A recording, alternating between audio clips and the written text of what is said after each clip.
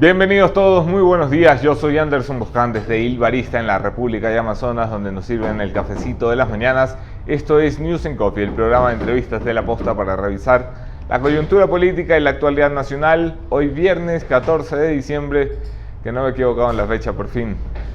Agradezco a Hyundai que nos acompaña a hacer un periodismo independiente y a Ilbarista, nuestros oficiantes en este espacio de entrevistas. Revisamos los hechos en caliente.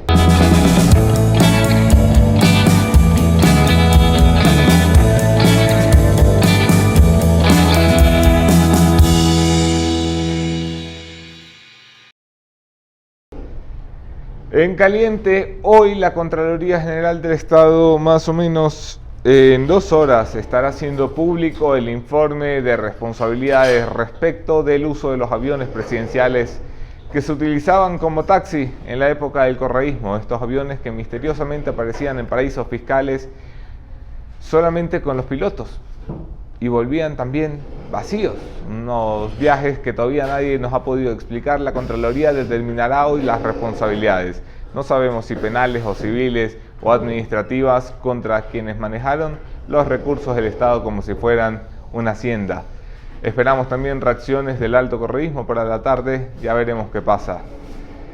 En caliente, La Posta publicó ayer por la tarde un informe especial relacionado con el exministro de Minería Javier Córdoba, exministro de la era de Rafael Correa y la primera era de Lenín Moreno.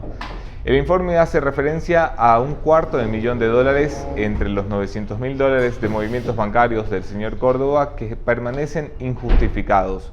Una información que apunta a que utilizó dinero que provenía de un buen amigo, como lo califica el señor Córdoba en entrevista con La Posta, para pagar parte del carro de su hija, parte de su carro y recibir depósitos de casi $20,000 adicionalmente. El señor Córdoba asegura que se trataba de préstamos, de dinero de amigos que iba y venía, y desconocía que su amigo era también proveedor del ministerio que él manejaba, es decir, que su amigo tenía contratos con el ministerio que él administraba y que además de eso tenían cruce de dinero por fuera de marcos de contratación y facturación. ¿Qué pasa con esto de Córdoba? Bueno, que está en manos de la señora fiscal general Ruth Palacios desde hace casi 10 días y hasta ayer, a la hora en la que grabamos el informe, no se había abierto una indagación previa. Sorprende que no fuera la bala que ha sido en otros casos, sino la tortuga que se ha mostrado en el caso de Javier Córdoba. ¿Qué calcula? ¿Qué espera la señora fiscal general? No lo sabemos. Cuidado, señora fiscal general.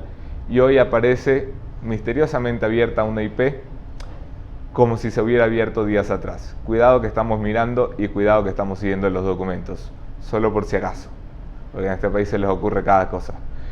En caliente también, finalmente, algo que no deja de preocuparme y atemorizarme, las declaraciones del lugarteniente del Chapo Guzmán que ponen en jaque a nuestras Fuerzas Armadas en general, asegurando que se pagaba al ejército y a miembros del ejército para que transportaran la droga al interior del Ecuador y la movieran en los camiones militares que tienen que cuidar la soberanía y pelear contra el narcotráfico. Da todavía de qué hablar. El ejército ha emitido un comunicado en el que básicamente dicen: esa papa caliente no es mía. El señor Telmo Castro ya no era un militar en servicio activo cuando andaba en fechorías de narcotraficante con el cartel de Sinaloa, y en lugar de decirnos qué va a hacer para que dejemos de ver uniformados envueltos o manchados con cocaína, ha tratado de limpiarse de encima un escándalo que lo ha salpicado desde Estados Unidos. La Marina no ha tenido reacciones por los $200,000 que se asegura en el mismo testimonio del lugarteniente del Chapo se entregó a esta institución. Los que sí han reaccionado han sido los asambleístas. Por un lado, Fabricio Villamar y Paola Ventimilla, de Creo y el PCC, que exigen la comparecencia del alto mando de las Fuerzas Armadas en la Comisión de Soberanía Nacional, así como el ministro de Defensa, Osvaldo Jarrín, que esté calladito como siempre. ¿Hasta qué punto estamos manchados con cocaína en los uniformes de nuestras Fuerzas Armadas, una institución que respetamos como la que más? ¿Hasta qué punto el narcotráfico está penetrando en nuestras instituciones? Se lo pregunto a una persona que verdaderamente sabe sobre el tema, el exdirector de inteligencia, buen amigo de esta casa, el coronel Mario Pazmiño. Quédense en la entrevista.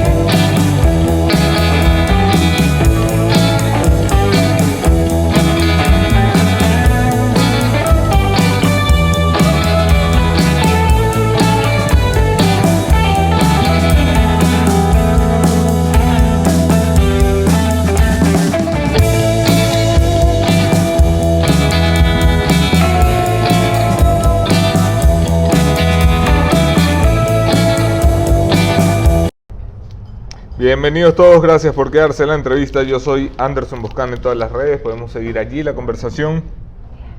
Gracias especialmente a los que comparten los contenidos de La Posta, no tienen idea en cómo nos ayudan a seguir creciendo. Y bienvenido, Mario Pamiño. ¿Cómo me le va? Muy amable, muy bien, ¿Cómo gracias. está, coronel? Sin novedad. Sin novedad, no como el ejército. No, sin novedad nada más.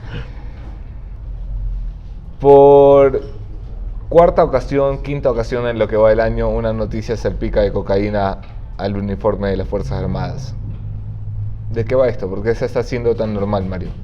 Bueno, yo creo que lo que se ha venido denunciando desde muchos años atrás, relacionado específicamente a una penetración permanente de lo que es el crimen organizado y el narcotráfico internacional, no solo en las estructuras de control, me refiero a Policía Nacional y Fuerzas Armadas, sino también en los administradores de justicia, por un lado, y en las instituciones gubernamentales.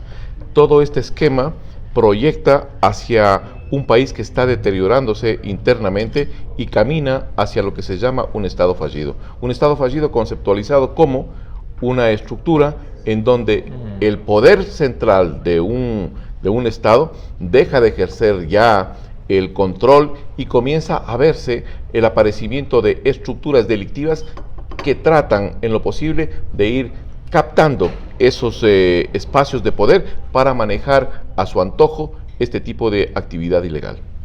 ¿Un Estado fallido no le parece un escenario extremadamente exagerado? Quiero decir, hay quienes califican, la ministra del Interior y del Gobierno ha calificado estos casos, ayer me parece que estaba en Radio Majestad, si la memoria no me falla, diciendo, bueno, siguen siendo casos aislados, casos particulares, puntuales, no generalizados en las Fuerzas Armadas. Correcto.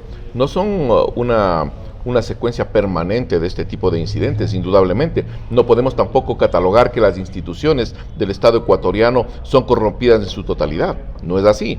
Vemos malos elementos, policías, militares, jueces, fiscales, también funcionarios públicos que trabajan en beneficio de estas organizaciones delictivas transnacionales. Por lo tanto, no podemos catalogar a todo el país o a todas las funciones como corruptas. Sin embargo de ello, las acciones que se están tomando por parte de la función gubernamental, de los organismos de control, generan que el Estado vaya perdiendo ese control que tiene sobre los estamentos que debería ejercer el control. Hemos facilitado la implantación del crimen organizado en nuestro país. ¿Cómo? ¿Cómo? Con leyes como, por ejemplo, la ley migratoria, ley de puertas abiertas que permite el ingreso de cualquier persona. Hemos facilitado que nuestro sistema de cedulación facilite, ellos decían la carnetización, yo lo digo claramente, la cedulación de guerrilleros, narcotraficantes a través del Plan Ecuador. Entonces, por citar algunos de los aspectos, hemos permitido que carteles internacionales comiencen a operar con una mayor libertad al interior de nuestro país.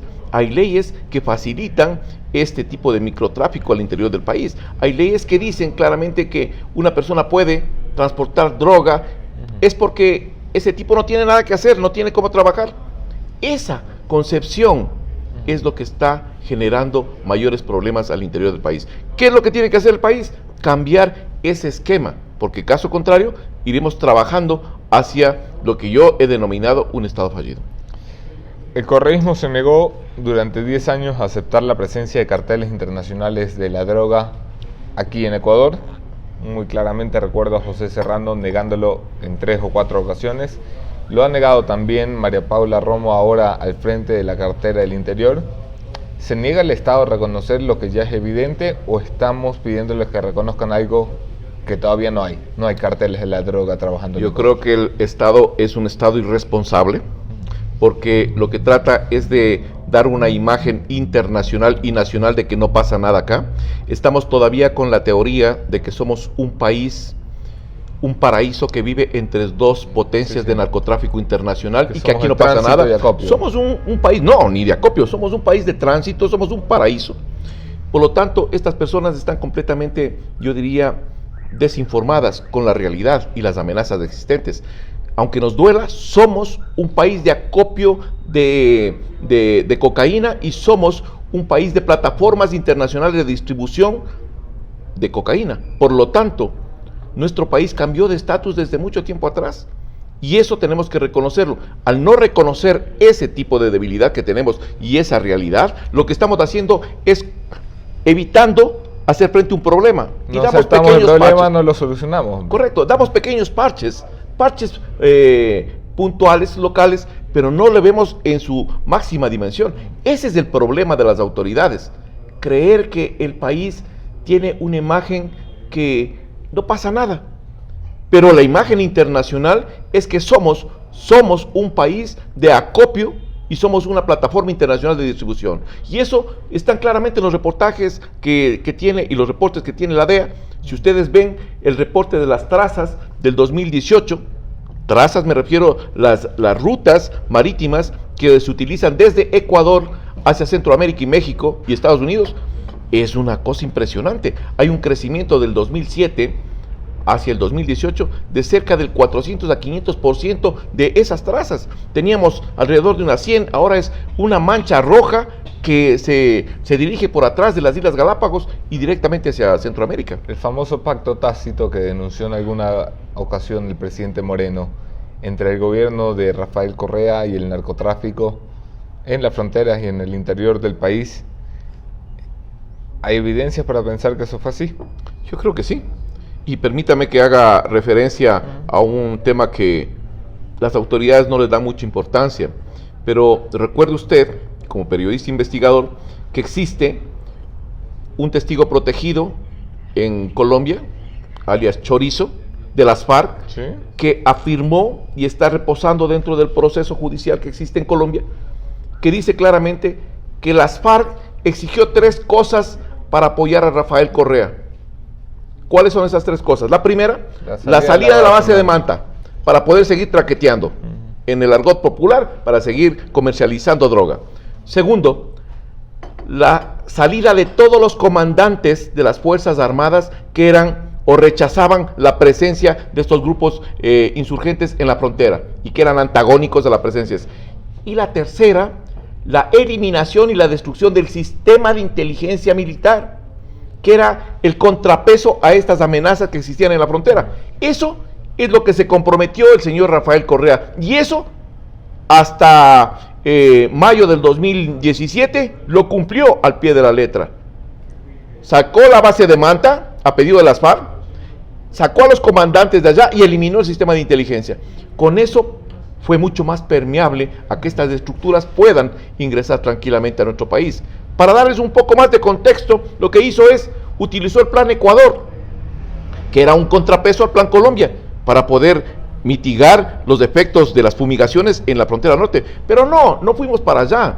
Lo que hicimos nosotros, los ecuatorianos, a través de este plan, es permitir que los miembros del secretariado y narcotraficantes vengan a cedularse, porque nosotros cedulábamos a través de unas famosas brigadas en la frontera. Si le encontrábamos cada vez que había muertos en la frontera de los guerrilleros, le encontrábamos cédula ecuatoriana. Si en el campamento de Angostura Sí, por supuesto. habían los franelógrafos donde estaban las herramientas para poder cedular. Entonces, no me vengan a decir que no sabíamos lo que estaba pasando. Lo que fuimos es muy permeables y permitimos nosotros este tipo de implantación. El gobierno de Moreno sufrió una crisis en la frontera dura, desgastante, devastadora para muchos de nosotros que perdimos allí, gente que queríamos y gente que respetábamos como los uniformados, pero particularmente los colegas Javier Paul y Efraín, cuyo caso todavía está en la impunidad y camino a la impunidad, lastimosamente. Se prometió una guerra dura desde el narcotráfico contra el Estado. Se acabó. ¿Por qué frenaron los bombazos? ¿Por qué frenaron las incursiones en nuestro territorio? Si lo que pedían era que se liberara una zona o iba a seguir la guerra, ¿qué pasó? Yo creo que es una tensa calma, una relativa calma. No es que eso ha terminado. Al momento hay una presión fuertísima sobre la estructura de las disidencias en el departamento de Nariño, y esto ha obligado a que parte de esta estructura se mueva, trate de salir de las zonas de emboscada que se llaman, y es por eso que la Fuerza de Tarea Hércules al momento no puede ubicar con exactitud dónde están estas disidencias. Están desperdigadas.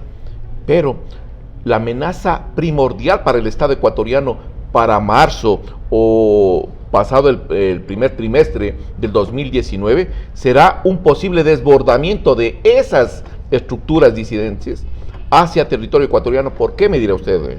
O sea, usted me dice que los guachos estos pasan de la parte colombiana de la frontera a la ecuatoriana. Van a pasar. ¿Por qué? Porque hay una presión muy fuerte de las estructuras de la Fuerza de Tarea Conjunta Hércules hacia estas disidencias y le están obligando a trasladarles hacia el límite fronterizo. Esos van a desbordar fácilmente hacia territorio ecuatoriano. Allá tenemos una fuerza de tarea conjunta Esmeraldas, pero una fuerza de tarea conjunta Esmeraldas que no tiene equipo, que al momento no tiene la tecnología del caso, su material bélico está obsoleto, que no puede hacer frente a una realidad que se va a proyectar hacia el territorio ecuatoriano. Por lo tanto, esa fuerza va a comprometer la seguridad integral del Estado ecuatoriano. Ese es un punto, a mi criterio, grave. Pero hay otra cosa también interesante con relación a lo que pasa en la frontera. En la frontera nosotros, y me refiero específicamente a lo que sucedió con los periodistas, y no solo con los periodistas, sino con las 9 personas que... Correcto, las 9 víctimas de esta guerra asimétrica. Lo que no le decimos a los ecuatorianos es que hubimos personas que denunciamos que era necesario, lo que exigía Guacho era la liberación de 3 delincuentes que estaban detenidos en territorio ecuatoriano, que fueron parte de la operación Impacto 13 y que no les entregaron. Y al momento sale en Colombia ya versiones con relación a que el ajusticiamiento de los periodistas y también de las otras personas se debe específicamente a esa mala negociación. ¿Mala negociación por qué? Porque aquí estamos nosotros manejándonos el tema de seguridad nacional con una improvisación total. Colocamos funcionarios que no tienen el menor conocimiento sobre lo que está pasando, las amenazas existentes, y son solo cuotas políticas, cuotas ideológicas. No quiero que nos desviemos de esto porque has tocado algo para mí muy importante, Mario. La posibilidad de que el Estado negociara, canjeara a estos 3 maleantes por las 3 vidas que entonces tenía en sus manos alias Guacho. El primer secuestro, el secuestro de los periodistas. ¿Para ti el Estado tenía que sentarse y negociar? Para mí el Estado tenía que ver las posibilidades y hacer una negociación verdaderamente en beneficio de lo que ofreció y prometió el presidente de la República. El presidente de la República prometió a los ecuatorianos y a sus familiares que iba a recuperar a esas personas. Y era el momento propicio para entrar y establecer un proceso de negociación, de ganar entre las dos partes. ¿Tú crees que el Estado negoció o no negoció adecuadamente o no negoció? Yo creo que el Estado nunca negoció, porque el señor... O sea, ¿tú crees que nos mintieron? Yo creo que nos mintieron todo el tiempo, y no lo digo yo, lo dicen también los familiares. Una cosa era lo que les decían a los familiares y otra cosa era la realidad de lo que se estaba manejando al interior bajo ciertas cortinas de desinformación por parte del ministro Navas. Aquí hay que decir las cosas concretas y decir las cosas como son. Yo cuando me reuní con los familiares de los periodistas, yo les dije: ¿les van a entregar documentación? Sí, señores, pero pidan esta documentación. No sé si lo habrán hecho, pero ahí se determinaba con exactitud que había un sinnúmero de comprometimientos, no solo del personal militar, sino también de la policía. Por ejemplo, ¿qué hacían realizando conversaciones con este delincuente, alias Guacho, miembros de la Policía Nacional, desde días atrás? Sí, sí. Entonces, eso no se ha explicado. ¿Dónde están los informes con relación a esto? Pues queremos cambiar esta penetración. Demos muestras de transparencia. Y transparencia significa no tapar las cosas. Y por el otro lado, creo que el Ecuador y el país necesita no solo transparencia, sino una depuración en todos los niveles. Y al hablar de depuración, estoy hablando de depuración en los niveles gubernamentales, en los niveles de la fuerza pública y en los niveles de los operadores de justicia, que para mi criterio es una corrupción total. Que Guacho no está destruido, sino debilitado, momentáneamente desactivado, más preocupado por salvarse del trasero que por seguir metiéndonos bombas en el territorio nacional y matándonos gente. Esto puede reactivarse en cualquier momento. Hay una amenaza en pie contra Fernando Villavicencio, que estuvo la semana pasada por aquí, custodiado. Hay una amenaza de bomba en su contra, una amenaza de bomba en contra de Clever Jiménez y una amenaza de bomba en contra de en contra de personajes públicos en Ecuador, según inteligencia policial. Esto es un parte de inteligencia que firma el comandante general de la Policía Nacional. Eso está relacionado a estas bandas. Estamos enfrentando otro tipo, o sea, la única amenaza que tiene en este momento el Estado en su seguridad nacional son estos irregulares de Huacho, o hay otras bandas del mismo calibre que quieren jodernos de la misma forma. Yo creo que hay un sinnúmero de estructuras delictivas que están operando en el país, por hacer algunas puntualizaciones. Bandas de narcotráfico, ahí están los 3 carteles que están operando en el territorio ecuatoriano: Sinaloa, Jalisco Nueva Generación, Cartel del Golfo, que tienen parte de su reducto ya instalado en territorio ecuatoriano y que comienzan a comercializar grandes cantidades de droga. Estructuras de sicariato internacional, estructuras de compra de conciencias, de tráfico de precursores. También existen estructuras para amedrentamiento de ciertos funcionarios o políticos que están en esta permanente denuncia ante los medios de comunicación.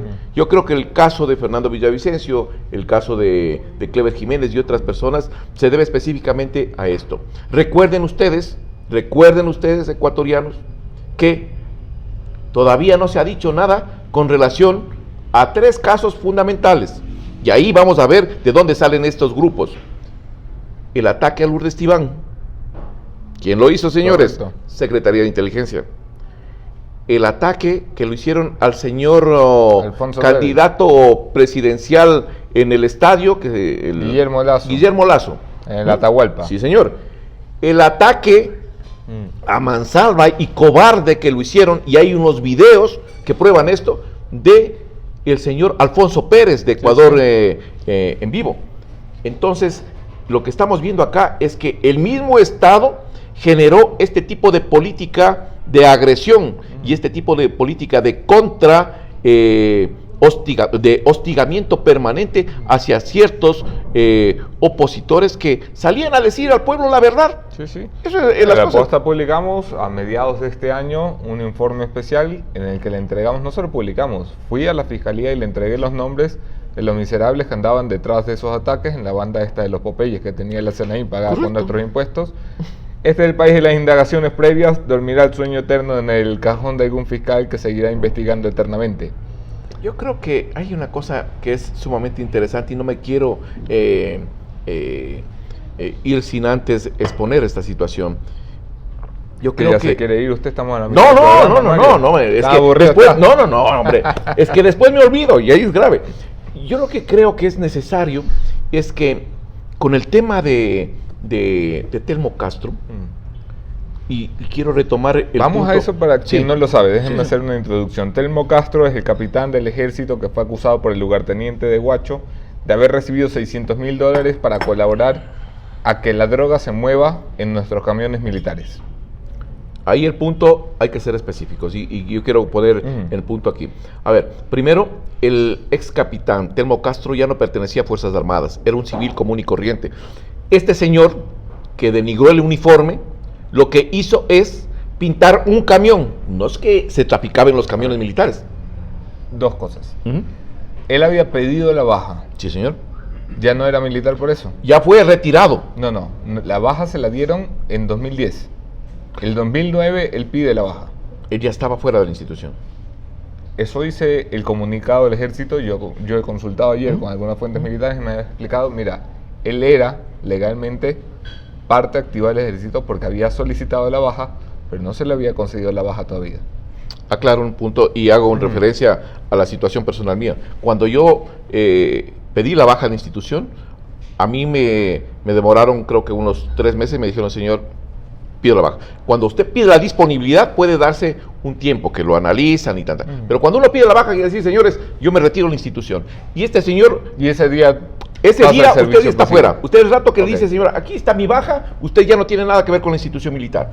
Lo grave de esto es que este tipo de personas, de este tipo de malos elementos, tratan de vender una imagen a estos carteles internacionales, y me refiero específicamente a este testaferro del Chapo, Jorge que le Cifuentes, dijo, me Jorge parece. Cifuentes, que le dijo: señor, yo soy un militar. El otro tipo le dijo: perfecto, entonces podemos hacer negocio. Le dijo: correcto. No sabía que estaba ya retirado, fuera de la institución.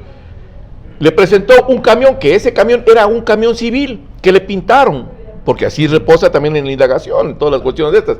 Le pusieron unos logos del ejército y unas placas del ejército. Las placas no son las numeradas, son las placas que se las pintan en los camiones militares.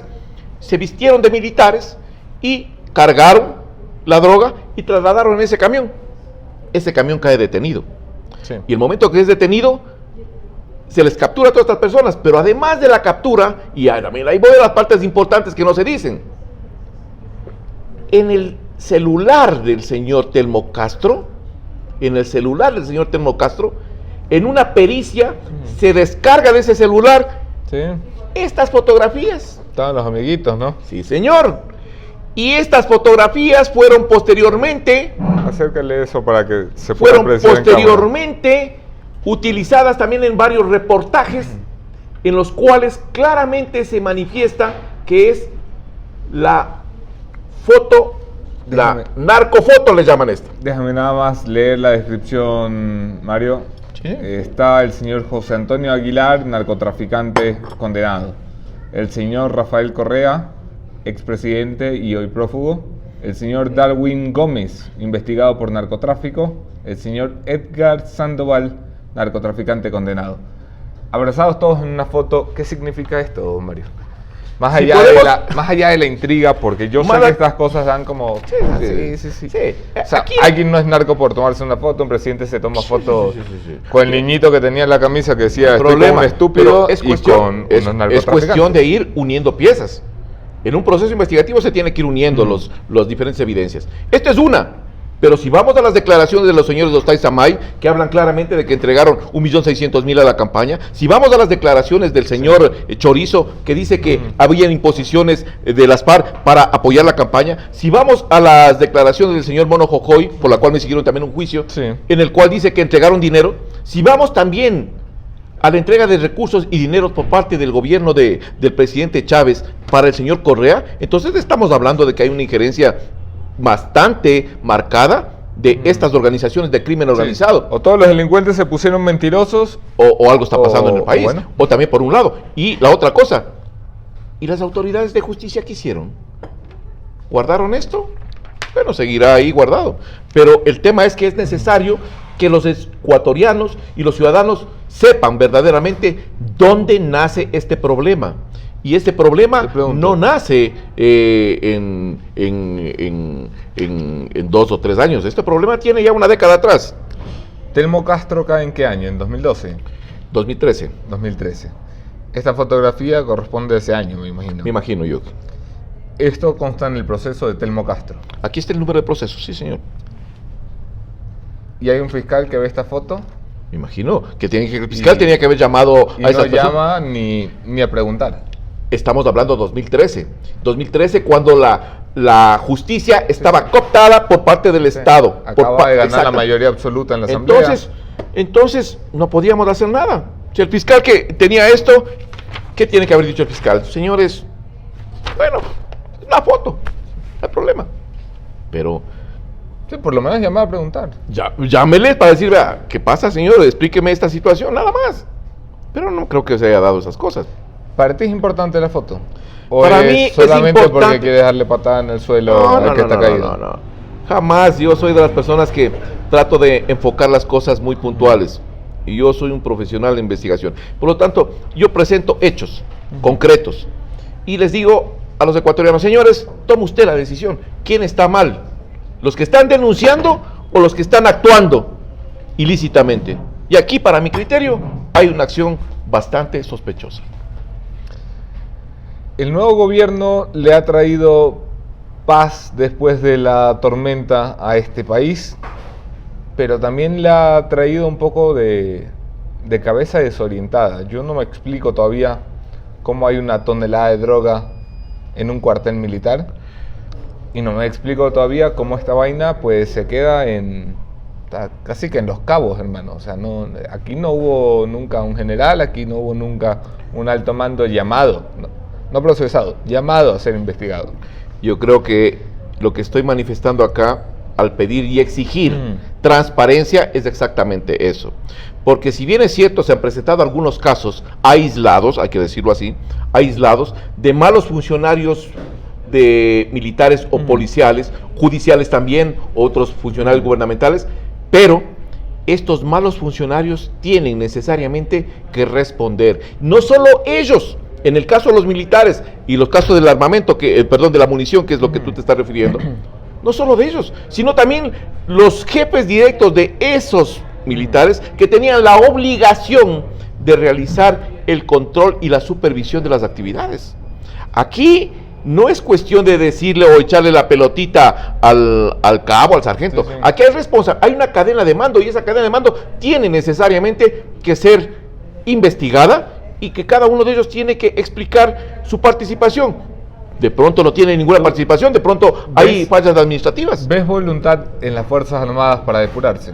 Yo creo que sí. Las últimas declaraciones del señor ministro de Defensa y del jefe del Comando Conjunto, son claros al decir que es necesario una reinstitucionalización de las Fuerzas Armadas. ¿Qué quiere decir la reinstitucionalización? La reinstitucionalización quiere decir que nuevamente las Fuerzas Armadas retomen los cauces que tenían.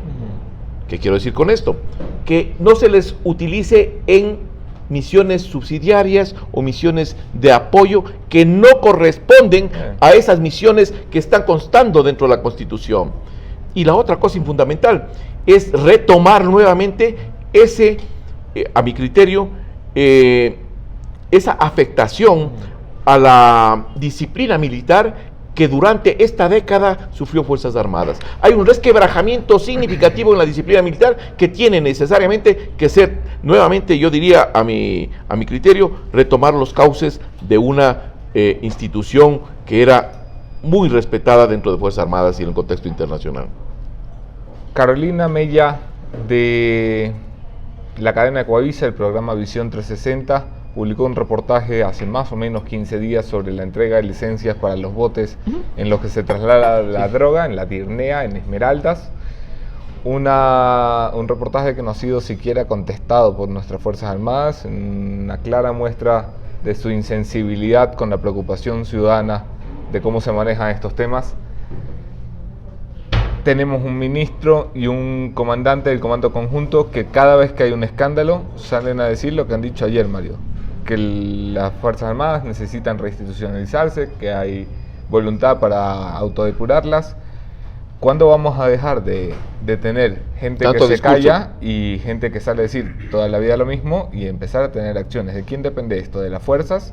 ¿Del gobierno? ¿Del señor Jarrín? ¿Quién está fallando?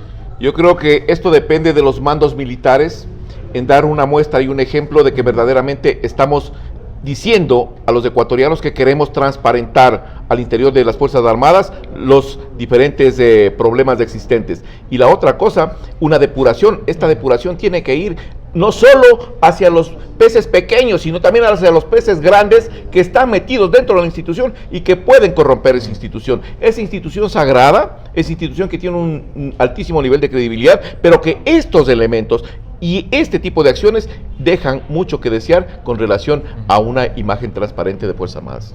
La penetración del narcotráfico en la política, en la justicia, ¿qué tan real es? Yo quiero explicarme mejor. En todos los países tenemos penetración del narco en justicia política. ¿En qué momento estamos dejando que el nivel pase de los niveles lastimosamente normales en la región? ¿En qué momento nos mexicanizamos, nos volvemos la Colombia de los 90? ¿En qué momento sabemos que las cosas se nos están yendo de las manos? Sabemos que las cosas se nos están yendo de las manos en el momento que comenzamos a descubrir ya no kilos de cocaína, sino toneladas de cocaína. Cuando vemos que jueces y fiscales perdonan a narcotraficantes o les ponen penas irrisorias para tratar de justificar una situación. Vemos que estamos topando fondo cuando teníamos que ir por parte de jueces y fiscales hacer cola en la Plaza Grande para que desde el Palacio de Gobierno nos saquen las resoluciones judiciales. Tenemos que pensar que estamos cayendo en el fondo cuando vemos que Fuerzas Armadas y Policía Nacional, el momento que tienen que defender al pueblo ecuatoriano, no lo hacen y defienden a un caudillo político, a una ideología política o a un partido político. Esas no son las Fuerzas Armadas que yo conocí, esas no son la Policía Nacional que yo conocí, y eso es lo que el pueblo ecuatoriano tampoco conoció. Necesitamos unas Fuerzas Armadas y una Policía Nacional que velen por los intereses del pueblo ecuatoriano y no por ningún partido. Con eso terminamos la conversación con Mario Pazmiño, exdirector de inteligencia. Una pregunta antes de irnos, Mario. Claro. El nuevo director de inteligencia, el señor Brito, que está organizando este CIN, el Centro de Inteligencia Nacional, porque le cambian de nombre, como que eso arreglar las cosas. ¿Qué tal te suena? Yo es que no tengo muchas referencias. Primero, el señor Brito, deberían de preguntarle, y creo que el presidente Lenín Moreno debería hacerlo, primero, ¿cuál fue su participación en el Plan Ecuador? A lo que me he referido en esta entrevista. ¿Ah, sí? Sí, señor. Y segundo, ¿qué tipo de experiencia tiene en la conformación de un sistema de inteligencia? Que yo sepa, lo menos, no tiene la menor experiencia. Por eso digo que hay improvisaciones para tratar de pagar cuotas políticas en vez de pensar en los intereses nacionales. Ya, no lo dice usted, lo digo yo, esto es cuota de Gustavo Larrea. Yo lo asumo. Gracias, Mario. Gracias, Como ustedes, mi conclusión de esta mañana, el punto final. Terminamos rápido con eso.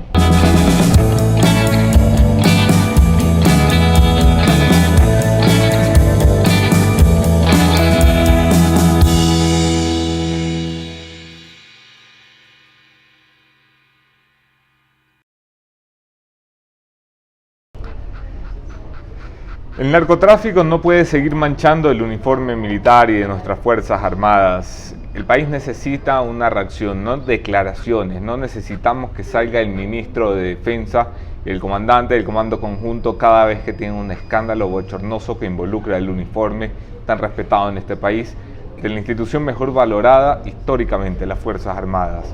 Lo que necesitamos es que nos digan qué van a hacer, no que nos digan qué quieren, no que nos digan qué pueden, no que nos digan que tienen ganas de depurarse, de cambiar las cosas.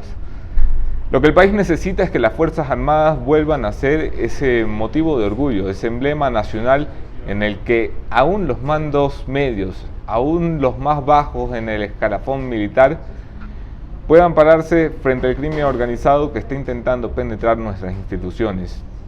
Es necesario entonces que nos digan cómo se va a resolver la cosa, porque esto no se resuelve ni con decretos, ni con acuerdos ministeriales, ni con declaraciones de los altos mandos. Esto se resuelve tomando medidas, depurando las Fuerzas Armadas, premiando y colaborando con los que mejor tarea desempeñan dentro de las Fuerzas Armadas y devolviéndole a las Fuerzas Armadas su tarea, la protección de la soberanía nacional y la lucha contra el crimen organizado transnacional.